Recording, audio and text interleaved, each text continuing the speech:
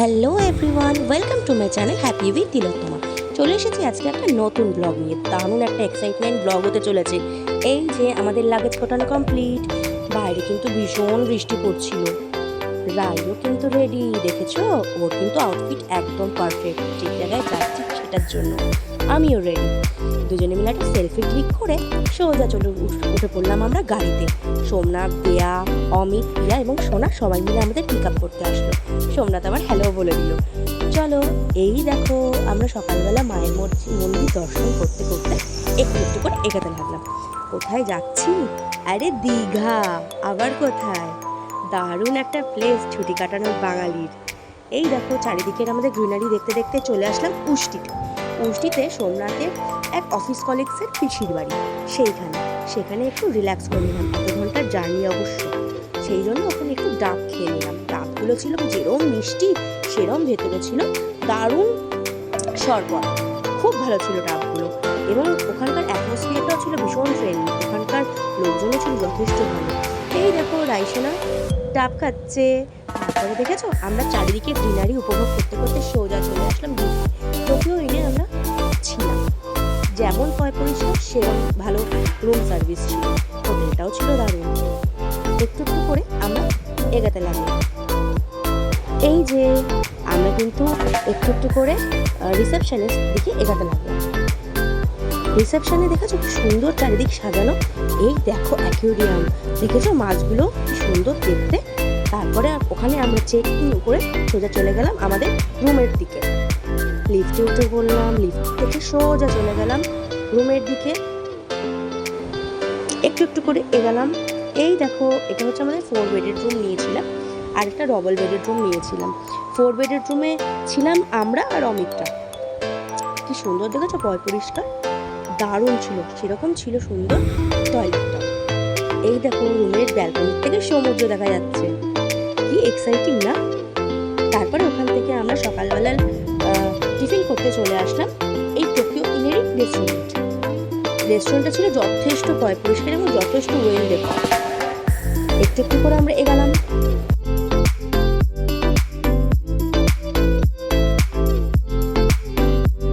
এই দেখো আমরা চলে এসেছি ভেতরে। তারপরে যে যা সিট বেছে পছন্দ করে বসে পড়ে ওয়েট করতে থাকলাম কখন খাবার আসবে। তারপরে দাদা চলে আসলো খাবারের অর্ডার নিতে। আমি সকালবেলা রাইকে ভাত খাইয়েই বার করেছিলাম, কারণ সকালবেলা অতক্ষণ জার্নি করেছিল তো খালি পেট ছিল। তারপরে সকালের টিফিন ছেড়ে আমরা সবাই বেরিয়ে পড়লাম টোটো ধরে। কোথায়? আরে উদয়পুরের দিকে। আবার কোথায়? এই দেখো সবাই মিলে আমরা এনজয় করতে করতে চললাম উদয়পুরের দিকে। এক পলকে চলে আসলাম আমরা উদয়পুরে। দেখেছো চারিদিকে কত সুন্দর দোকানপাট, কত কি বসেছে। তারপরে রাই এবং তার দিদি একটু করে এগাতে আমাদের পথ প্রদর্শক দাদা সোমনাথ দাদা আমাদের পথ প্রদর্শন করতে করতে এগাতে লাগলো। তারই পেছনে আমরা সুবোধ বালক বালিকার মতো এগাতে লাগলাম। তারপরে চুজ করতে থাকলাম সুইটেবলস। ও মা কি সুন্দর দেখছো, রথ সাজিয়েছে ওখানকার ছোট ছোট বাচ্চাগুলো। তারপরে রাই কিন্তু আঁকিবুকিও খেলতে দাঁড়ালো। আমরা কিন্তু এখানে চিল আউট করছিলাম। দারুণ ওয়েদার ছিল, যেমন হাওয়া দিচ্ছিল সেরকম হালকা মেঘ। এই দেখো আমরা যথেষ্ট এনজয়ফুল একটা মোমেন্ট ছিল। আমরা এখানে বসে তো চিল আউট করতে লাগলাম। আমুদি মাছ ভাজা থেকে শুরু করে অনেক কিছুই খেয়েছিলাম। তারপরে এই দেখো ছোট্ট একটা কাঁকড়ার বাচ্চাকে ধরা হয়নি ওকে অ্যাকচুয়ালি, কিন্তু ওকে হাতে নিয়ে একটু মানে দেখা হচ্ছিল যে কেমন লাগে বাচ্চাটা কিন্তু পরে ছেড়ে দেওয়া হয়েছিল অবশ্য। তারপরে ওখান থেকে আমরা সোজা চলে আসলাম আমাদের হোটেলের দিকে। একটু রেস্ট নিয়ে সন্ধ্যাবেলা বেরিয়ে পড়লাম।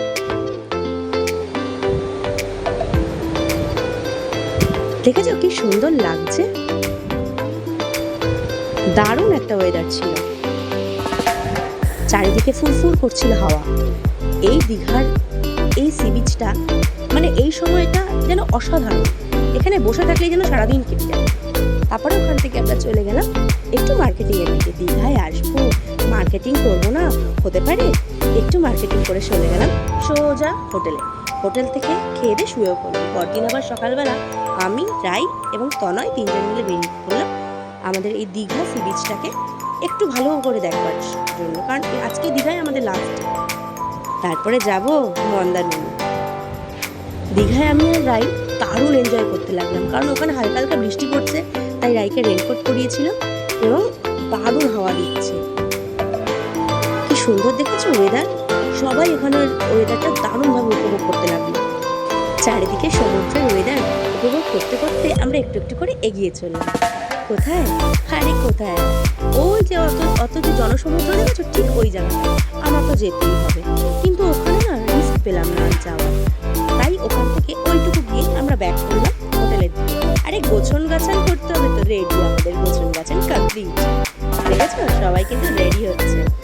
তারপরে ওখান থেকে আমরা চেক আউট করলাম। চেক আউট করে সোজা চলে গেলাম আমাদের সকালের টিফিনটা সারতে।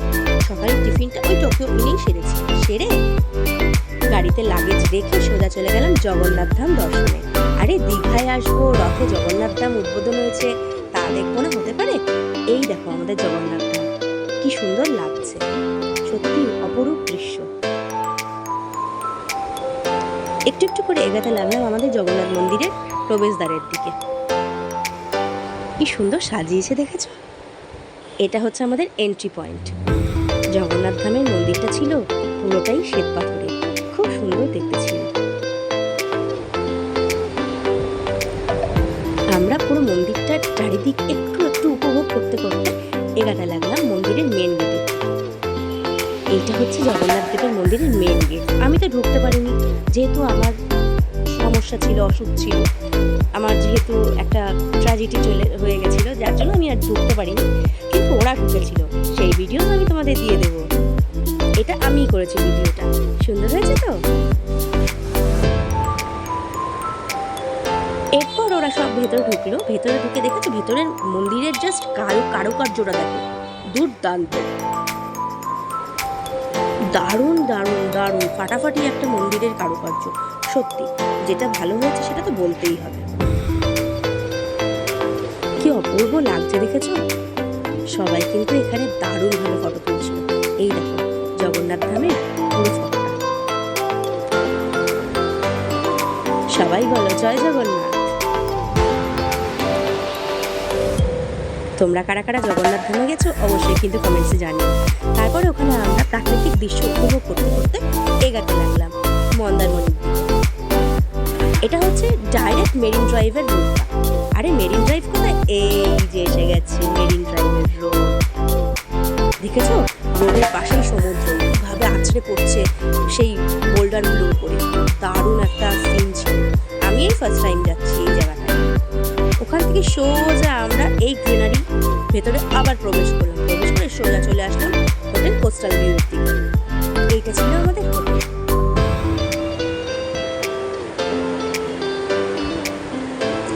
আমরা একটু একটু করে গাড়ির থেকে নামতে থাকলাম, কারণ তখনও প্রায় বৃষ্টি পড়ছিল।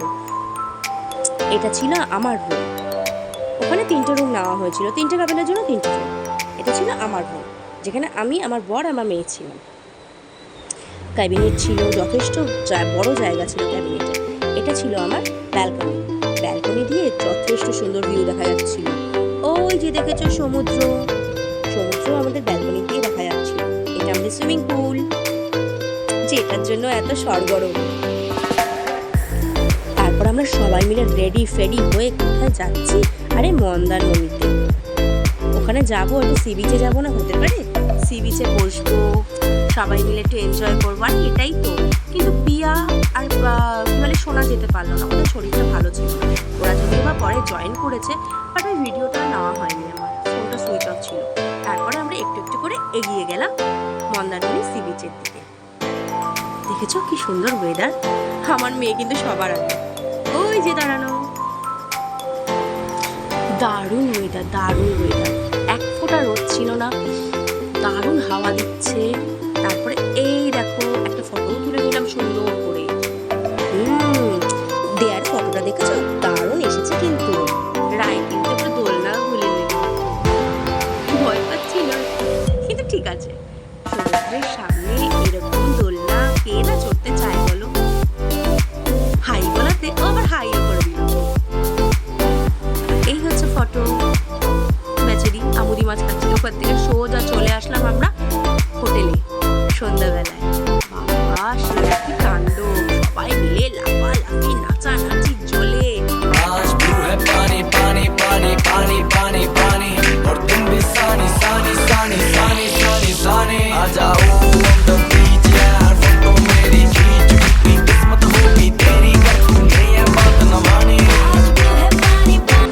তারপরে ওখান থেকে আমরা রুমে চলে গেলাম, খেতে শুয়ে পড়লাম। পরের দিন সকালবেলা আবার উঠলাম।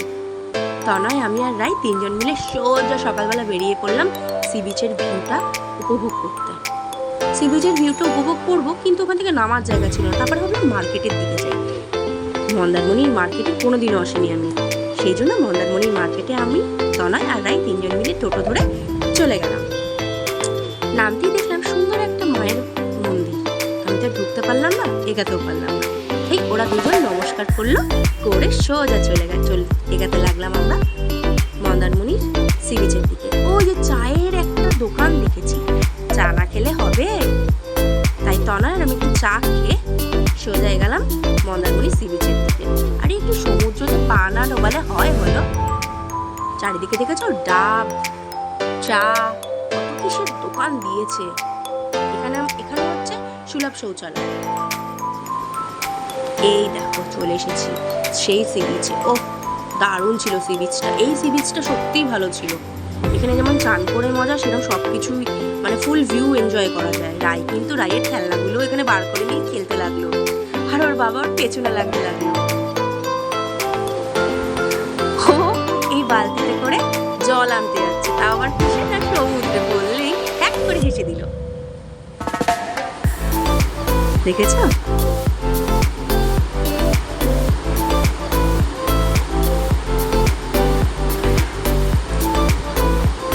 তারপরে আমরা একটু একটু করে না ভালো করে এনজয় করতে লাগলাম এই ভিউটা। সত্যি এত ভালো, সমুদ্র যে এত সুন্দর হতে পারে সত্যি এখানে না আসলে বোঝাই যাবে না সমুদ্র এত সুন্দর। আমার তো খুব ভালো লাগে সমুদ্র, কিন্তু বেশিক্ষণ থাকতে পারলাম না। এই যে এখানে যখন আমি ঘুরছিলাম তখনই অ্যানাউন্স করছিল যে তাড়াতাড়ি উঠে পড়ুন, জোয়ার আসছে। যথারীতি আমরা জোয়ারে ভেসে যেতে পারি না, উঠে পড়লাম ভয়ের চোটে। তারপরে রাইকে একটা বলও কিনে দিলাম, ও কিন্তু দেখাচ্ছে কি করবে বলটা নিয়ে। আরে ওয়েট অ্যান্ড ওয়াচ। দুজনে মিলে সেলফি তুলতে তুলতে সোজা চলে গেলাম হোটেলের দিকে। কি করব, আবার আমাদের জল তো ডাকছে। সুইমিং পুল বলে কথা, এনজয় করবো না? গান চলছে আর কি চাই, চারিদিক থেকে সুন্দর ফোয়ারার মতন জল পড়ছে, দেখেছো? সবাই মিলে আমরা দারুণ ভাবে এনজয় করতে লাগলাম।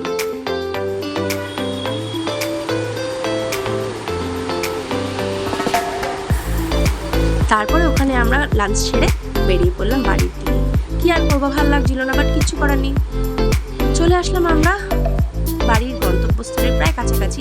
যে ধাবা ছিল মাইকেলনগর ধাবা, সেখানে একটু একটু করে গুটি গুটি পায়ে ঢুকতে থাকলাম। আর শরীর দিচ্ছিল না, খুব খিদেও পেয়ে গেছিল। সবাই মোটামুটি পুরো ক্লান্তই ছিল। সোমনাথ গাড়িটাকে সেট করে চলে আসলাম আমরা খাওয়া দাওয়ার দিকে। এই দেখো রাত্রবেলা অনেক কিছুই নিয়েছিলাম। রাত্রবেলার খাওয়া দাওয়াটা আমরা এভাবেই সারলাম। সেরে ওখানে একটু দাঁড়িয়ে কিছুক্ষণ ওয়েট করে তারপরে আবার গাড়ি ধরে সোজা বাড়ি। এখানেই শেষ, দেখা হচ্ছে আমার নেক্সট ভিডিওতে। তোমরা কিন্তু সাবস্ক্রাইব, ফলো আর শেয়ার করতে ভুলো না।